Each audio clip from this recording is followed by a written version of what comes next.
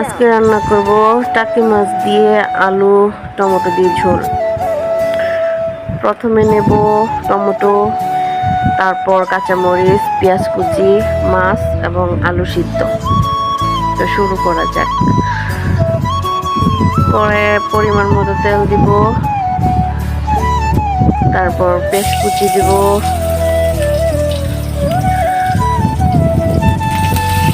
তারপর কাঁচামরিচ, তারপর কিছুক্ষণ নাড়াচাড়া করার পর দেব আদা রসুন বাটা।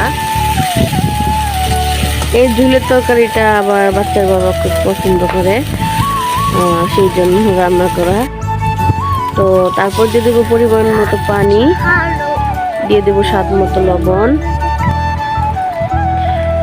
তারপর দিব গুঁড়া মরিচ, হলুদের গুঁড়া, ধনিয়ার গুঁড়া, তারপর এগুলো একসাথে কষিয়ে নেব। তারপর দিয়ে দেবো মাছ, একটু কষতে দেব 2-4 মিনিটের মতো। তারপর সিদ্ধ করা আলুগুলো একটু ভেঙে ভেঙে নেব যেন তরকারিটা একটু রসালো হয়। তো এখানে হয়ে গেছে মাছগুলো একটু কষানো। এখন দিয়ে দেব সিদ্ধ করা আলুগুলো।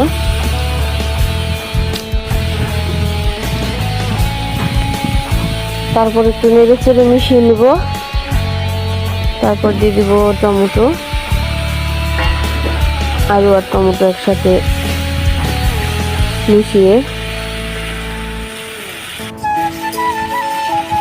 একটুখানি পানি দিয়ে কষিয়ে নেব আবারও।